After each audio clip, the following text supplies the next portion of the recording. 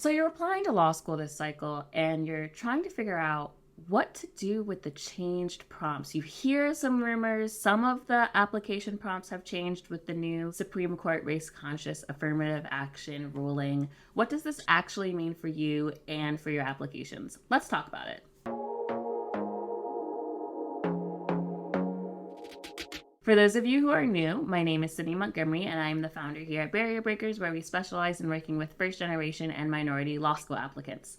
And I'm incredibly pleased that today I have our Director of Pre-Law Programming, Alice Foley, joining us so that we can talk a little bit about these changed application prompts and what you need to know to write your best essays this cycle. So Alice, thank you so much for joining us. Happy to be here. I am always thrilled to be talking about this, and I know it has come up a lot with the students that I've been working with this cycle, so I'm excited to dive in. Let's have a conversation first. Like, what is the general landscape? What happened with the Supreme Court? Why is this affecting application prompts? Like, what's just a broad overview? Basically, what happened is a group of people decided that they didn't like what we collectively refer to as affirmative action admissions program. Basically, what it said is that schools, colleges, law schools, whoever, I'm going to stick with law schools because that's where I live, they could take race into consideration when considering an application for admission. A group of people didn't like this. They said it wasn't fair. So they took it to the Supreme Court, and the Supreme Court agreed. So what that means practically is that admissions offices technically aren't allowed to consider race when it comes to the admissions process anymore. And a lot of places this year have, at least in the law school world, have approached this by either adding essay prompts or changing up the essay prompts that they've offered for the last several years. And I think it's important to note there are a lot of ways that you as an applicant can still self-disclose race in your applications. And if you want a full breakdown of what exactly the Supreme Court decision means for you, we have a video on that. So you can see that linked below in the show notes. But there are still ways that you as an applicant can talk about race, can talk about your identity and your background. And that kind of all brings us to this question of the diversity statement. Right, traditionally in law school admissions, you have your personal statement, you have your diversity statement, and you sort of move on with your life. There may be some additional supplemental essays, but that's the core of it. This year, however, we're seeing a lot of changes, not necessarily big changes, some small tweaks like little hairline changes in what traditionally is that diversity statement prompt. And it's really important. We have always been big advocates of the fact that diversity is not just limited to race, never has been. Diversity has always been applied broadly to mean, gender, culture, religion, lived experiences, being a foster kid, being a single mom, growing up low income, being from a rural area. And diversity should also always be intersectional. That means is that you should layer your diversity identities together to really show how you are unique and have this unique perspective and take on the world. And generally speaking, traditionally, the diversity statement was just that. How have your lived experiences, how have your diversity experiences contributed to how you view the world, how you view others, how you will interact in a law school classroom?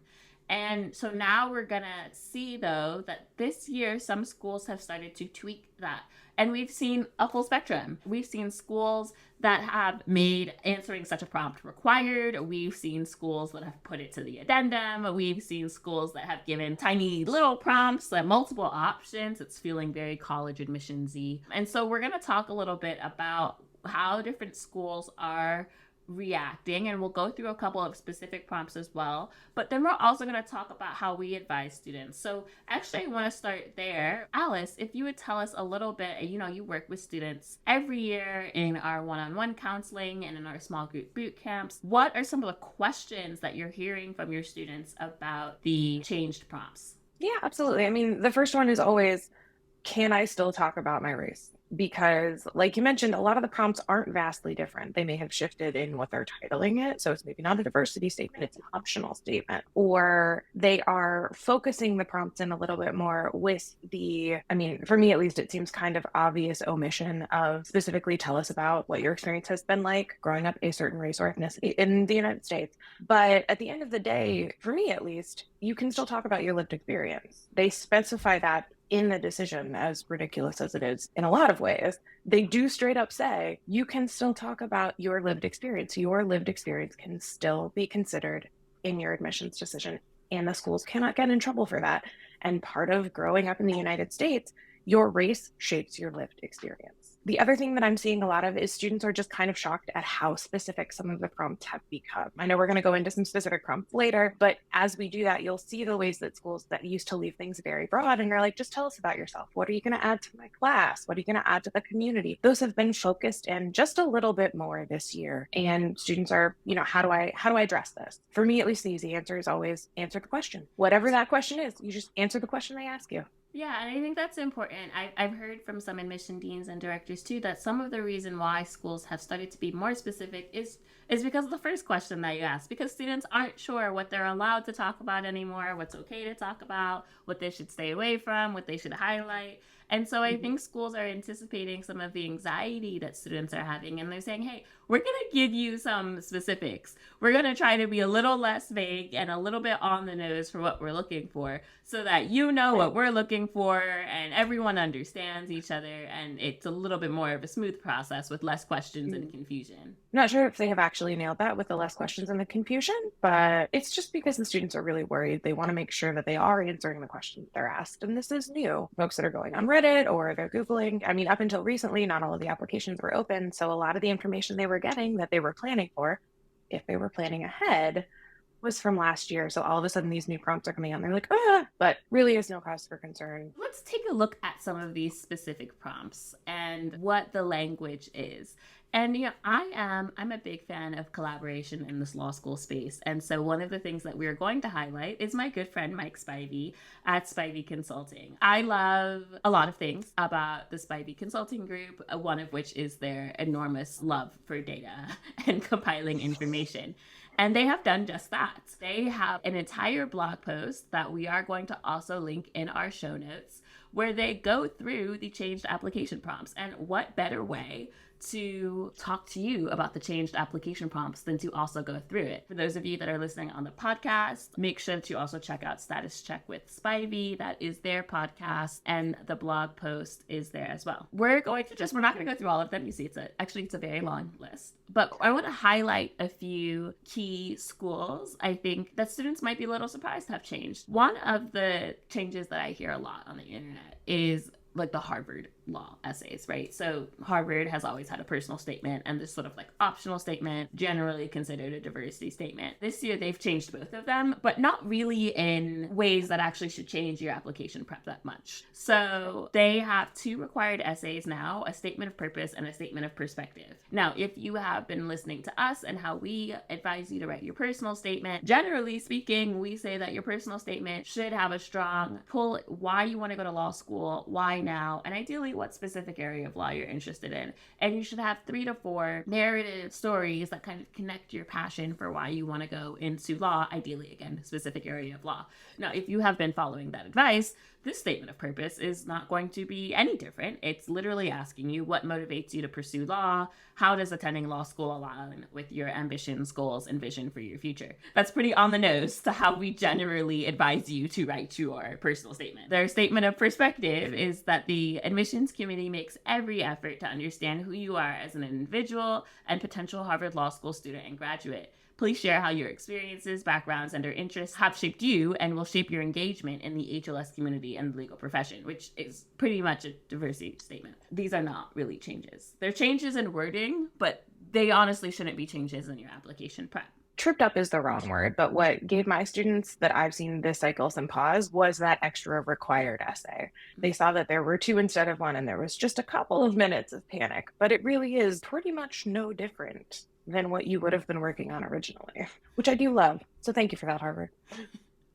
Yeah, they're not making your life harder. I don't think it's making your life harder, but there are some schools that have gone the route of options. More options. So we're going to talk about those type of changes, right? There's a number of schools that fall in that category. So let's look at Columbia, for example. Generally, again, personal statement, diversity statement.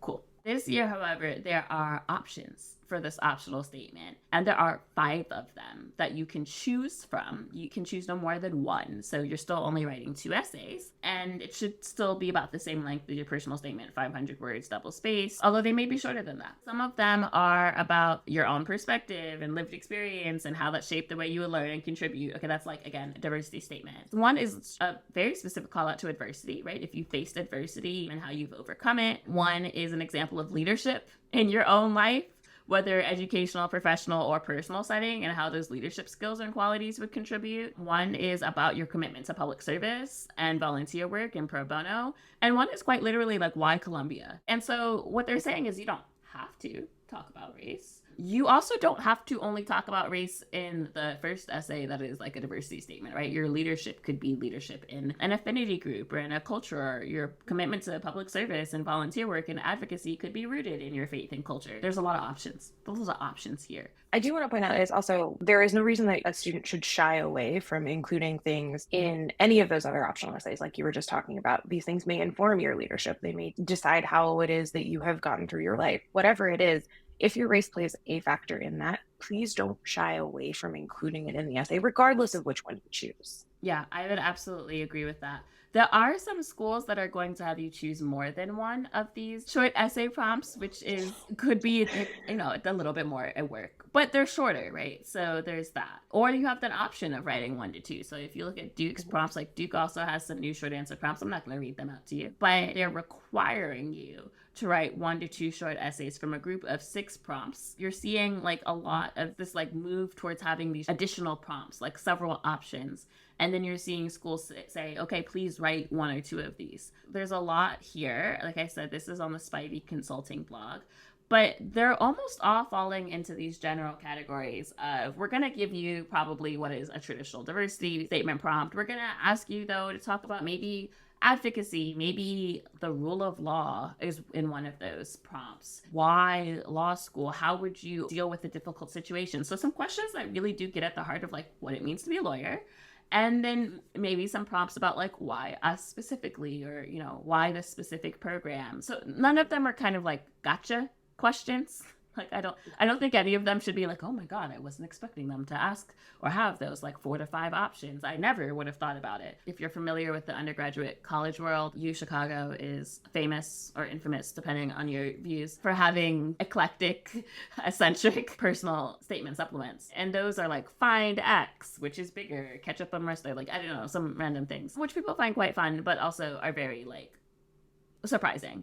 This is not one of those moments, right? Even U Chicago law is not one of those moments. These are really very straightforward questions that hopefully you have thought about. And if you've been following the way that we teach brainstorming, and if you've done your story matrix, if you've done your universal brainstorm of all of the stories in your life that are important, meaningful, all those good things, you probably should have answers to these questions in your brainstorm. So hopefully it won't be extra work. I do also want to point out, so one of the things that comes with all of these extra essays that have been added in is that the cycle may move just a little bit slower because, believe it or not, when you write these essays and you send them in with your application, the admissions committee members do actually read all of them, or at least all of them up to the point where they said, please stop.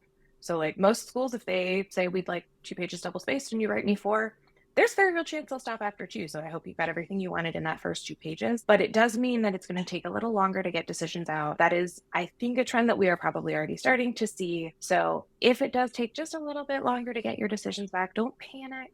It's just because they have more to read. And every admissions person that I know, and myself included when I was still working in admissions and reading applications, we take it really seriously. So if you have given us all of this stuff about you as a person, as you as a future lawyer, you as a law student, we're going to take the time to read it. It's not ever going to just be your GPA and your LSAT, as good or bad as that is, depending on how you present as an applicant. Absolutely. And that really brought me to my last question, which is like, what is the overall impact on the application cycle? How are schools reading these things? Like, I know students are like, okay, but how do I best answer these questions to stand out? And what does this whole thing mean for me? And I think it's exactly what you were saying. I had the opportunity to be on a panel about affirmative action at the DC Law Fair. If you were there and I saw you, I'm so happy I got to meet you. If I did not get to see you, I hope you're coming to the National Black Pre-Law Conference, because I will be there in Cambridge, Massachusetts, and I'd love to meet you then.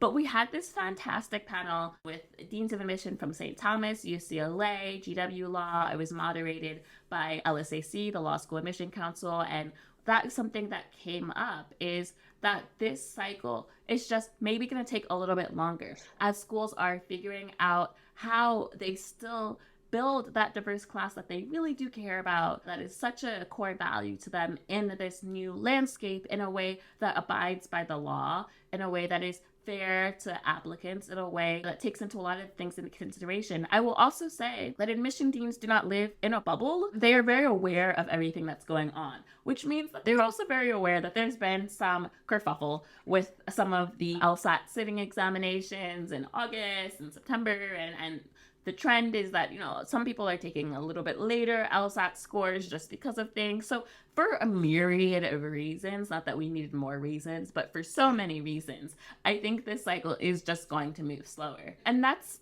okay, right? It doesn't mean that there's something wrong with your application if you're waiting to hear back from a long time, especially with all these now required additional essays. It is a lot of reading, and law school admissions offices are much smaller than college admissions offices, which are used to all these supplemental essays. So this is going to be new for our friends. We pray for our friends in admissions. Be kind, be courteous. Remember that their job got like twice as hard this year, 5 times as hard this year as it was last year. And they're people too, right? Just trying to figure this out. And so in your interactions with them, when you're thinking about sending that email a week after you submitted your applications to see if they've got it, please don't do that. Just think like, okay, how am I showing patience and grace as we do this together?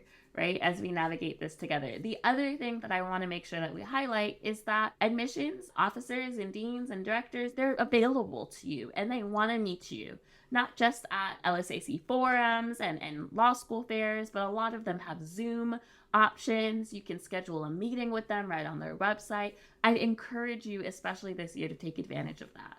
I'm going to add one little small asterisk. If at all possible, give them a heads up. We all love a walk-in. And I mean, that was basically half of my job in the spring, was to chat to whoever just happened to find our way into the office. If you have the time to give them a heads up, please do. We do really want to talk to you as admissions officers. Like, our whole job, the reason we do admissions is to work with students and future applicants. But we also have 500 essays to read. Now Thank even you, more. Supreme Court. Okay.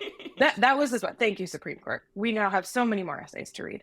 So if you have the chance and you can do a little future planning, if you're just like, I just all of a sudden have an hour and I'm near a law school, I'm going to drop by and just see, that's okay. Please don't be like, oh my God, I can't. If you can give them future notice, do.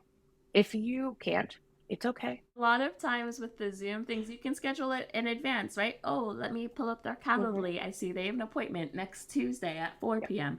I'm going to do a Zoom call then. And so that accomplishes the give them some notice sort of thing. Plus, if you do give them some notice, they might be able to hook you in with one of the student organizations that you have an interest in. They may be able to find a professor that teaches in the realm of law that you're interested in. Like, when given the opportunity, if you're nice, we will try and make the experience a really good one for you, because we want you to like our school. We want you to get a good feel for it. So please, please, please take advantage. Just be nice. That's really I feel like our core advice always is be a nice human. Just be nice.